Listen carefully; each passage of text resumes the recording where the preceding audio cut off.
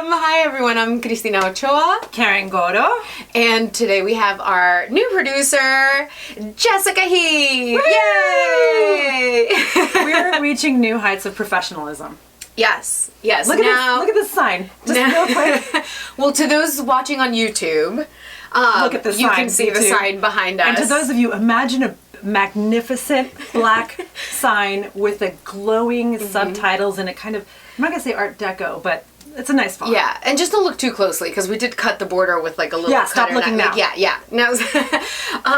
But also we wanted to say to our Spanish listeners, if you don't already know this, we also release an episode on another day of the week. So Jess, remind us again what days we release each one. Monday Spanish. Monday Spanish.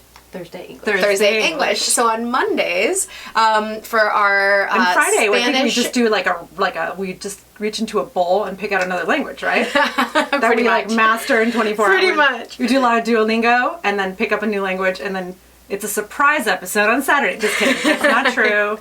But it would be really cool. So in order to introduce our Spanish speakers and let them know, just so you know, we're going to talk in Spanish for a few seconds right now. Sí. And then we're going to come right back. But if you want to practice your Spanish, you are free to listen on Mondays. To our Spanish. In two different accents. Si habláis español y queréis seguirnos, por favor, prestar un poco atención los lunes. Sí. Los lunes vamos a estar haciendo el podcast en español. Y si queréis aprender inglés, podéis seguirnos los jueves, porque vamos a estar emitiendo el podcast y los vídeos todos en inglés. Así que para que todo el mundo esté incluido, vamos a hacer ambos idiomas. Sí, los dos. All right. Okay. Now, here we go. Welcome to version 3. 3.0.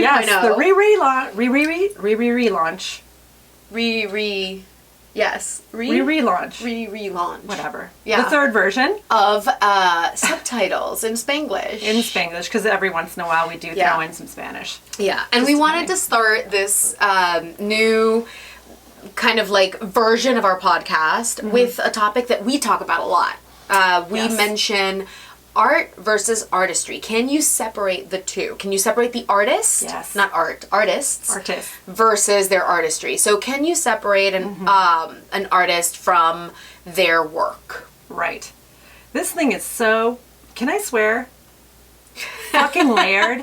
This is your show. I know, right? Whatever you want. It is, talk about a sticky, awkward subject that makes everybody kind of weirded out depending on how much you explore it.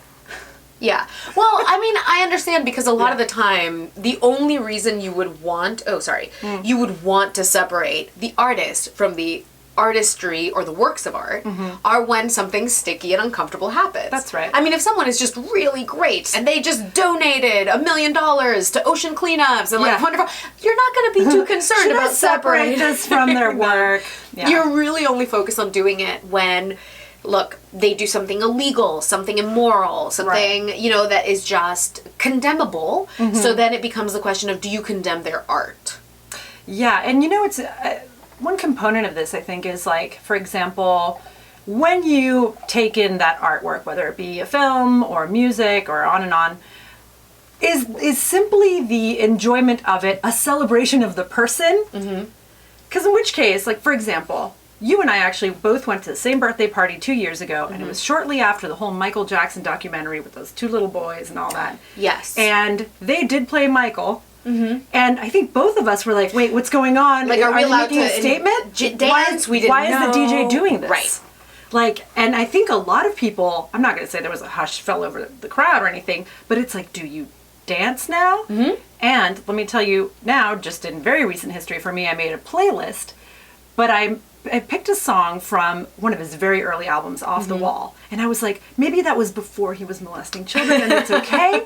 Like, this is what a bizarre subject and how nuanced it can be. I actually think on that birthday, we were talking to my friend Michael Rosenbaum, who has another podcast that you should definitely check out, Inside of You. Yes. Where he interviews artists, actors, people in the film industry.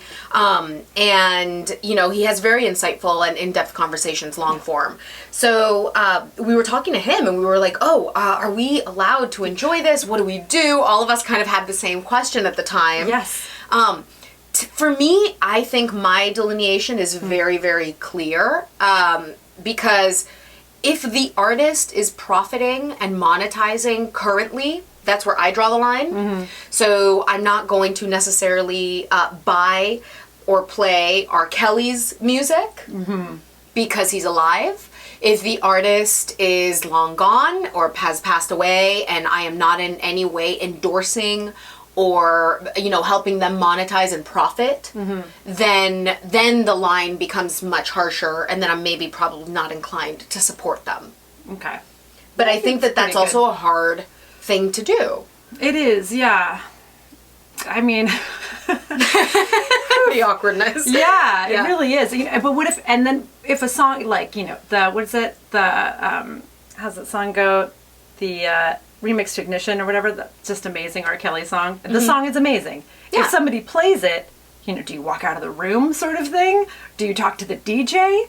Like, well, no, you know, I mean, I think you have to have some sort of an understanding that other people are going to see things differently than you, right? So it's like free will, personal choice. You know, there's probably people that I don't support, but that maybe other people do because they don't think what they've done is so bad, or vice versa, right? Someone who maybe I'm more lenient towards being like, well, this person maybe said this comment, but it's not that big of a deal. And it goes across the board. We're talking about music, but what about music is also such a solo endeavor if we're talking about the artist themselves, not the actual, obviously, career. And we know that there's a million people involved. But, like, what about a movie where the actor maybe is one of 40? Right. You not supporting that actor, does that mean you also don't support the movie, the other people involved? Right. What happened, you know, like, if it's a group endeavor, do they take down the whole ship?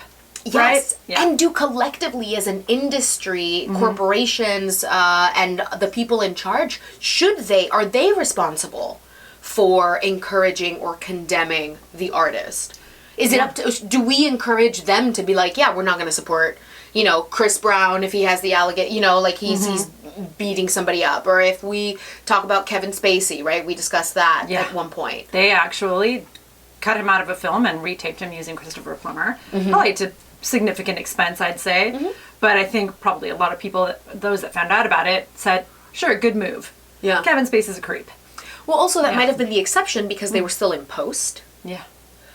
Whereas most of the time, you know, the timing of the allegations coming out might not be exactly when the editors are able to, you know, it's like, oh, is it going to cost us 4 times the amount to do this? You know, if we have to recast them or do so, I don't know. Yeah, I don't know. And did you see, I did not see that film. I don't even know how big of a role he played. I did not. I'm sure it wasn't insignificant. It's Kevin Spacey. By the way, personal experience with him, he was a real creep once at a show. That's all. At a concert. So my history is in the music industry. And then Christina is an actress. And other things, right? Don't we also... Slashers aren't all actors. Slashers, it's wildlife, science, acting, all the things. And now, podcasters. That's right. We do it all.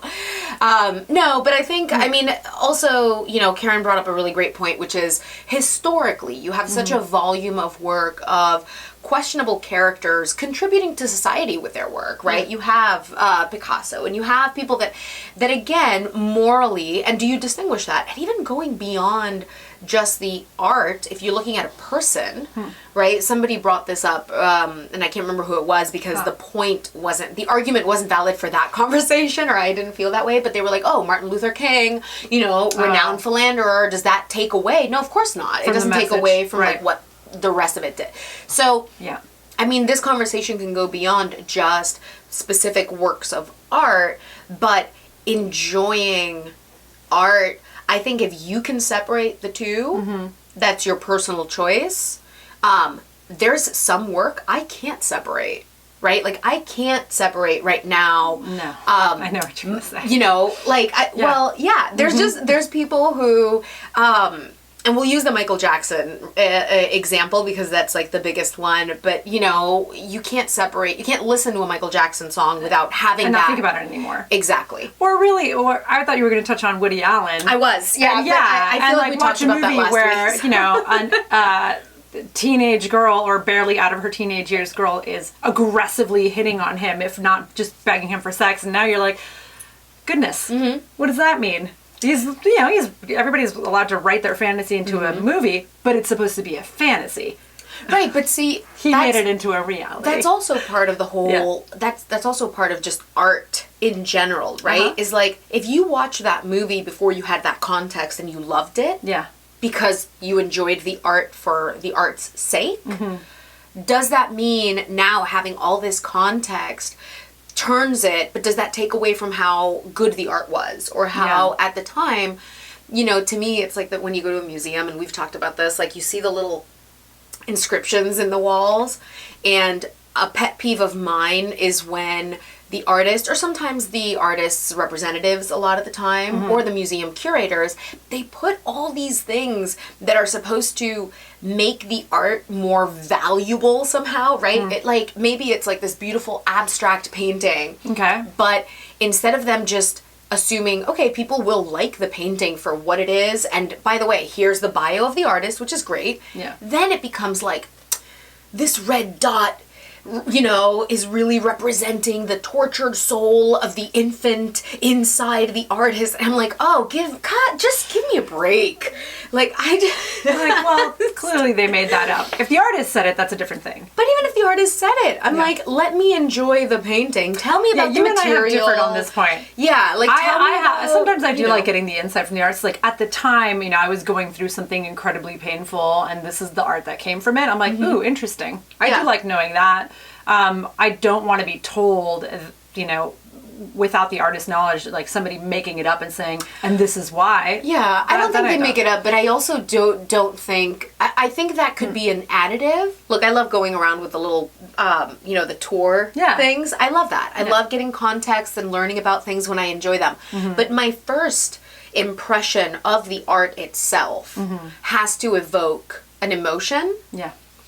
And it's kind of the same thing, right? If I think about actors' performances have to stand on their own 2 feet. And a lot of the time, curating this, like, you know, weird myth about the artists and their craft. And we talk about method, and we talked about this before. And it's like, then you imagine them being method when you're watching it. Yeah. And then suddenly you're imprinting onto the performance something much grander. So possibly more meaning than it actually does have. Meaning is so it's an argument for like actually more simple interpretation of whatever is in front of you, just on an emotional level. Well, yeah, because like, look, I understand that, but we've talked about it a lot of times, and I think it generates this weird value system onto art or performances that is not a standalone, and we should be able to value art as a standalone for the impact it has, not for the background of it in a weird way. I'm not trying to find exceptions, but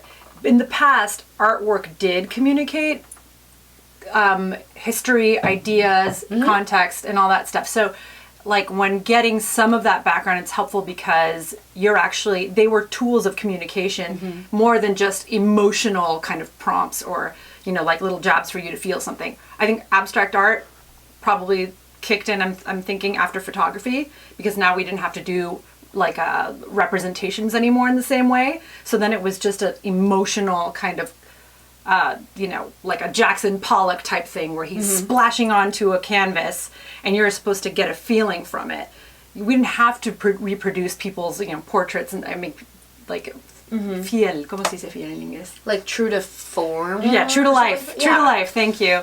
Like, we don't have to do true to life representation anymore because we had photography. So then I think it turned into something that I feel like maybe like the emotional response is more important. But like for historical pieces, I do get a lot out of getting that sort of background because they very intentionally, like the cat in the corner means that, you know, to avoid sin, and the light in the window means that there's hope and stuff like that. That I do absolutely love. Oh, of course, but those are like fun facts. That's not the artist. Well, fun fact I think is a little bit. Well, okay, well let's call it like getting information about the historical context and when the artist was like, you know, when the artist was living, what was happening in that, you know, situation. Look, it's like reading poetry.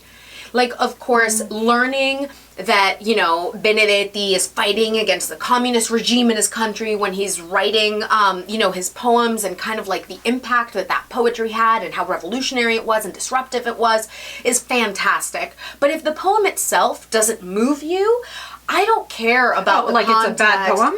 No, it's not a bad poem, but art is subjective. The appreciation of art is subjective. Yeah. So if you don't have an emotional response to it, it could be aesthetic, but that's an emotional response. Yeah. Then it is not something that can be justified. So look, I think about performances and we talk about, the method thing, and my whole thing was like, yeah, funny how you never have comedic performances and artists. They're like, I'm method. I'm just this nice because I'm playing a really nice role. It's always the tortured, dramatic assholes. Well, because it's more difficult, right?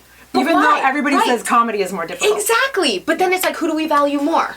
Yeah. The method, dramatic performance versus the person who's nailing that timing, making us laugh every time. And it's because of that subtext that we see and read into their performances. Gravitas.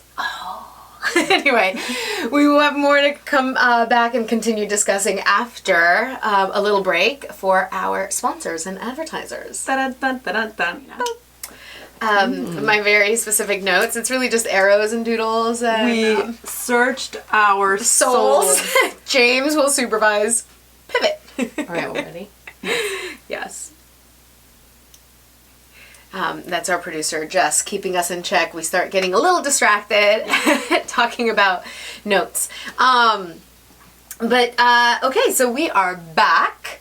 And one of the things that when we were talking about this subject, I kept thinking, God, this is we were making a list. And it was all guys. Yeah, it's all guys. It was all, we were talking about Kevin Hart, we were talking about Louis C.K., Hang on, I'm trying to think of a woman. What was Ellen. Name? Oh, Ellen, I was going to say Lenny Riefenstahl. Everybody loves the artwork. Oh, wow. The movies, right? But the subject matter is not the nicest. No. But that's about the art, too. The subject matter of the art. That's different. That's like, bad, not bad taste, but someone thinking that's bad taste. But as a filmmaker, people really admire her, right? Yeah, but I also think that, when we're talking about separating not the art, but the artist from their product. Correct. Right? Recently, the only woman I can think of is Ellen. Yeah. Who was nearly, or kind of on the verge of that cancel culture kind of movement, which is so ridiculous. And by the way, I just saw an interview with Sharon Stone talking about that. And she was like, yeah, can we not get over the whole cancel culture thing? That's, you're going to judge someone based on one I think she makes a valid point. Yeah. It's a different argument than what we were talking about. But she was like, are you going to judge someone based on one comment that they made once in their life? Yeah. Versus taking that person in as a whole and maybe all of us learning together how to overcome, adjust, change, and, evolve. Yeah, no room for growth, it seems like. Yeah, and also a comment, right? Which is kind of bad. Well, anyway. Yeah, that's big too. Ellen was accused, what was she accused of exactly? Creating a hostile work environment? Or what was it? Yeah. Yeah.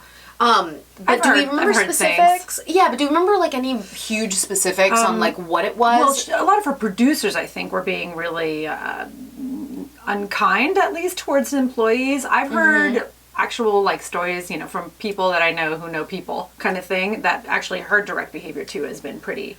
I think harsh the producers probably took the fall because. Yeah.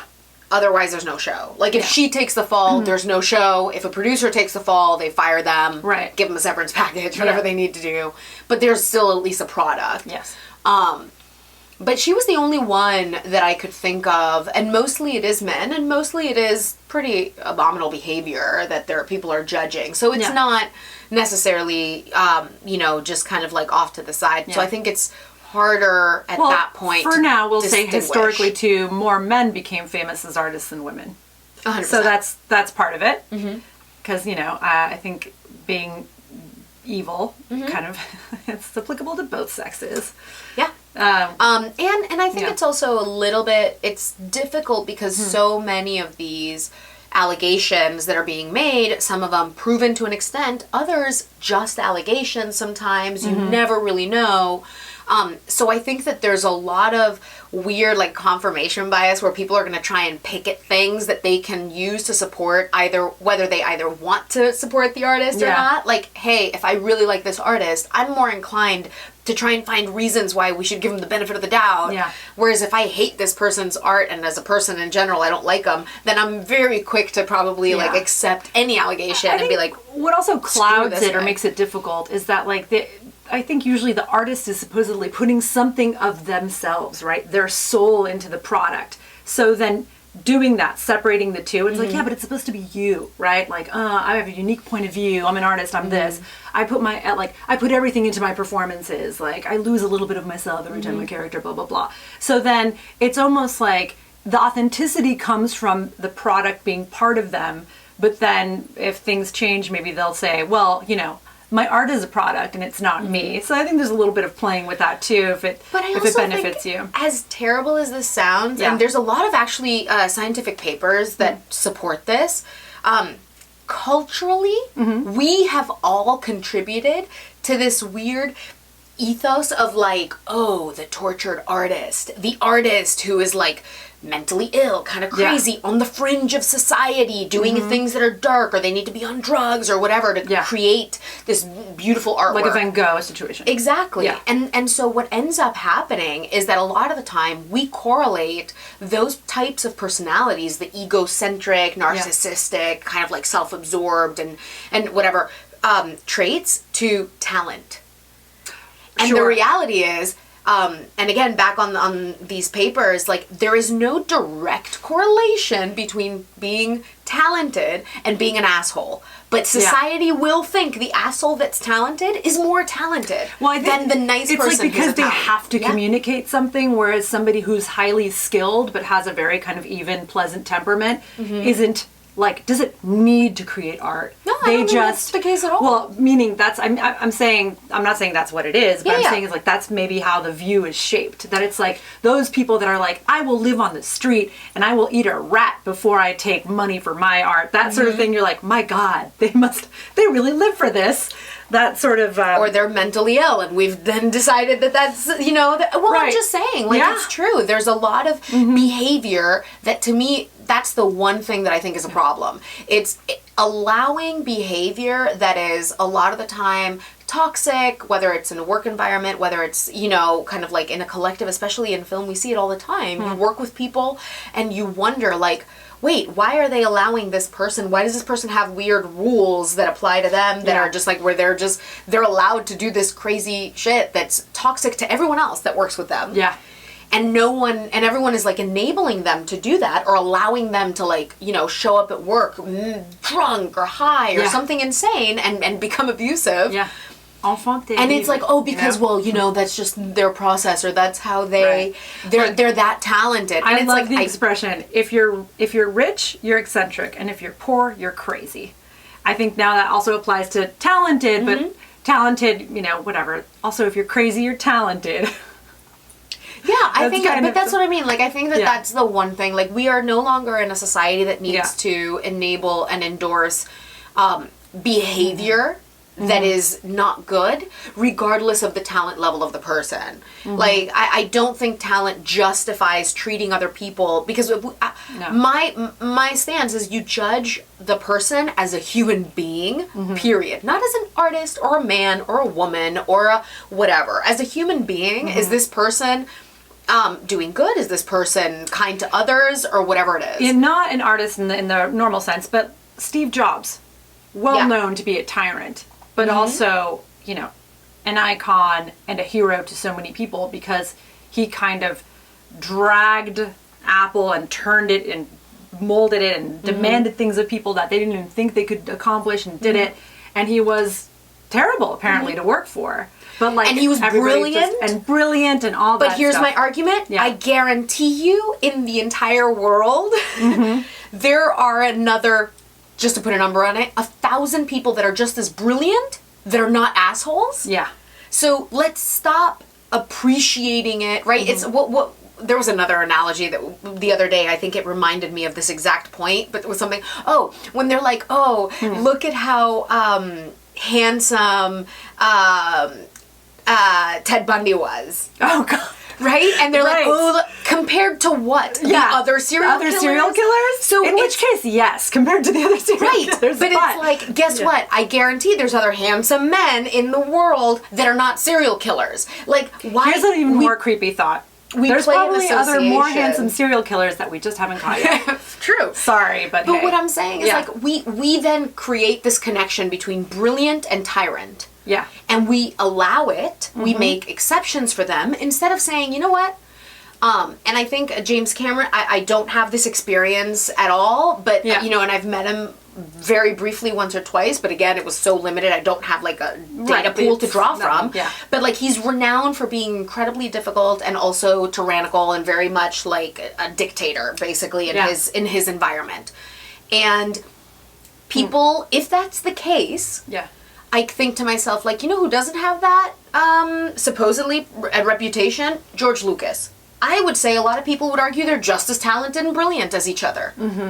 You know? Like, so why do we as a society allow the behavior if the person is talented when so in this case, these are all, these past few that we've mentioned are all leaders.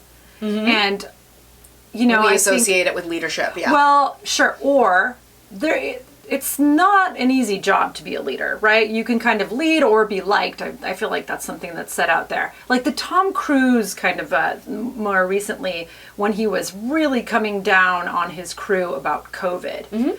And some people just said, great, yes, because we're talking about illness here and you needed to crack the whip and there's no fucking around. And other people's, not just their lives, but their livelihoods are on the line and all that sort of thing.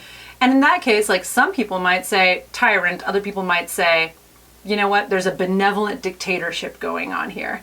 It's just rare. Well, I think that's also just a style.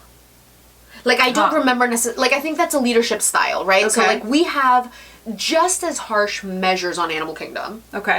As he was expecting on their set. Right. We are expected to isolate, even on our time off, even on our weekends. We are tested constantly. We have to wear masks on and off set. We are expected to only interact with our bubble, not go around and like go to a party or something. And the difference is, maybe someone like John Wells, like our executive producer and his leadership style, maybe he's not going to just like go off at people in a video or something. But I guarantee that the people around him, the other producers, I guarantee that the people in charge with him are very much still cracking the whip to make sure it gets done because again, there's a lot of people relying on them to do so and do it safely. So I think that might just be a style, right? Like I don't think he was wrong in doing that. I don't think he was necessarily being evil or doing anything that was condemnable.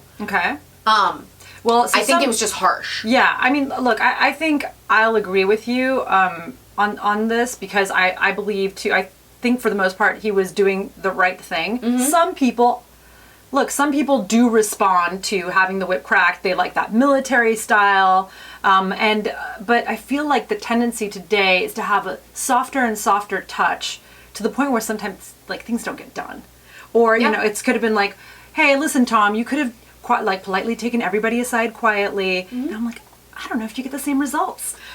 But I think some that people again, might say they're and maybe monsters. For example, in our case, he like our boss is a little softer, maybe not milder mannered, or just like but more. Maybe less of a, he's not going to yell at anyone. I think he also has the power and authority to just never have to because we all do obey but if somebody doesn't, they're just fired.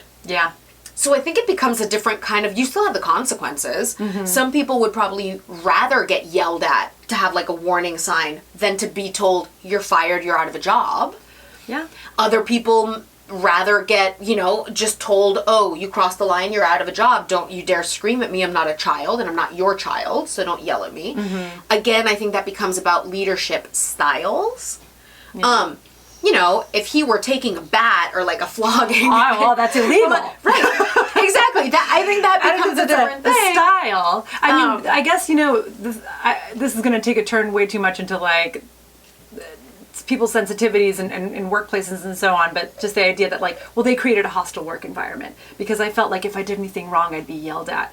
And I don't know. I think that's my personal gripe against people who either aren't doing their job well and are upset about any sort of correcting of that behavior by anyone in authority. I don't think I would empathize with that because I'd be like, oh, I'm sorry, you're afraid of getting yelled at when you just risked the life of 400 people during a pandemic? That's a poor you. I think with that you like, do get as a leader, you get way more leeway to raise your voice. Oh God, I'm sorry. You're right. Yeah, I just took a drink of matcha and it You was have just a the powder. drinking style that is aggressive. Yes, and it's been creating a hostile work environment here. Sorry, guys. Yes. Okay. No, but Yeah. I agree with what you're saying. I Yeah. think the sensitivity levels.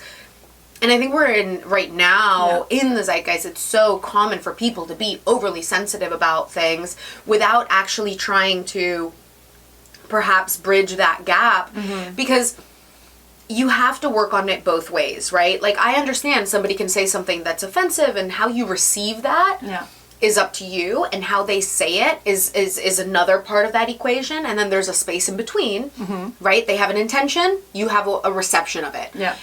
As much as you ask and demand that people work on their delivery and their intentions on things because of your sensitivities, you have to be just as willing to do the same but opposite reaction and work on how you receive things.